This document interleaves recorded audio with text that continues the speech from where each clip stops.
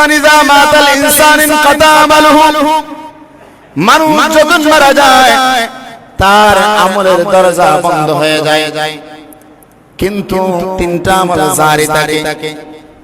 কি কি? আও সাদাকাতুন জারিয়াতুন, একটা হচ্ছে সাদাকায়ে জারিয়া।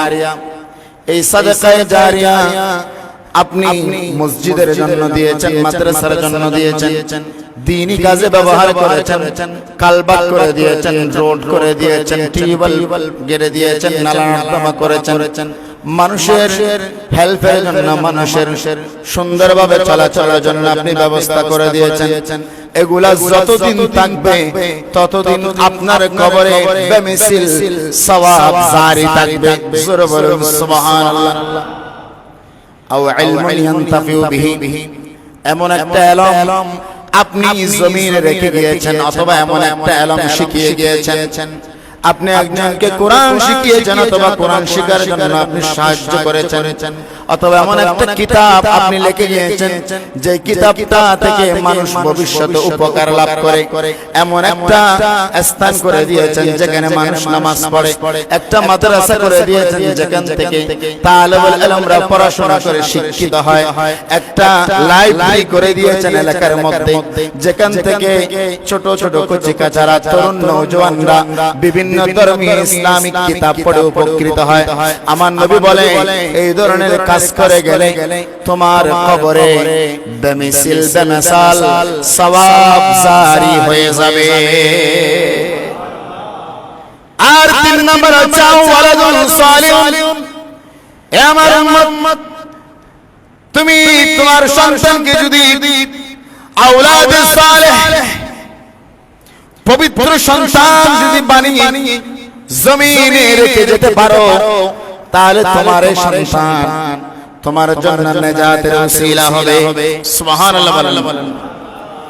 তোমার সন্তানকে তুমি গাইডলাইন ঠিকভাবে করো না, যেমন ইচ্ছে তেমন চলতে দিয়েছো, তোমার সন্তানকে অবাধ্য বানিয়েছো। তোমার এই সন্তান মানুষকে কষ্ট দেয়, মানুষকে খুন করে, রাহাজানি করে, অন্যায় করে, সুদ ঘুষ খায়, অপরাধ করে, জুলুম করে, অত্যাচার করে, গরিব দুঃখীদের উপরে ছুরি চালায়।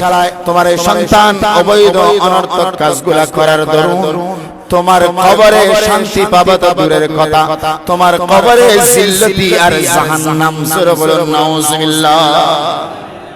সেজন্য সন্তান জন্ম দিলে হবে না, আমাদের উচিত হবে সন্তানকে মানুষের মতো মানুষ করা, সন্তানকে ওয়ালাদে সালেহ বানা। সন্তানকে যদি আপনি সুসন্তান করে রেখে যেতে পারেন, সেই সুসন্তান যখন দেশের মধ্যে মানুষের সাথে, পরিবারের সাথে, আত্মীয় স্বজনের সাথে, আপনজন স্বজনের সাথে ভালো ব্যবহার করবে, সন্তান প্রতিষ্ঠিত হবে, একজন আলেম হবে, একজন হাফেজ হবে। আপনার সন্তান এমন একটা পজিশনে পৌঁছালো যেখান থেকে সাধারণ মানুষ থেকে শুরু করে সবার উপকার করা যায়। আপনি এমন একটা সন্তান বানিয়ে গেলেন যে সন্তান দুনিয়ার জমিনে থাকলে আপনার যশ খ্যাতি নাম অমুক ছেলে, অমুক বেটা আব্দুল লতিফের সন্তান খুব ভালো সন্তান, এই বেটা মরে যাওয়ার পূর্বে একটা সন্তান রেখে গিয়েছে। জোরে বলুন না সুবহানাল্লাহ। আপনার ওই সন্তান যখন কবরের পারে গিয়ে যখন আপনার জিয়ারত করবে, সপ্তাহে একবার আপনাকে মনে করবে, আপনার কবরে গিয়ে জিয়ারত দিবে, ফাতিহা দিবে, 4 দিন করবে, চালিশা করবে, আপনাকে মনে পড়বে, আপনার জন্য ফাতিহা দুরূদ কোরআন খতম, দুরূদ সালামের ব্যবস্থা করবে।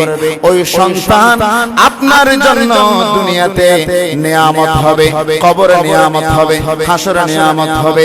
ওই সন্তানের উসিলায় আল্লাহ আপনাকে নাজাতের ব্যবস্থা করে দিবে।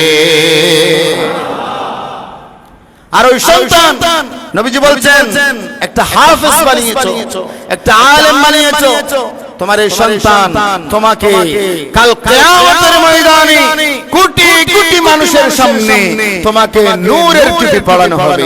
সুবহানাল্লাহ।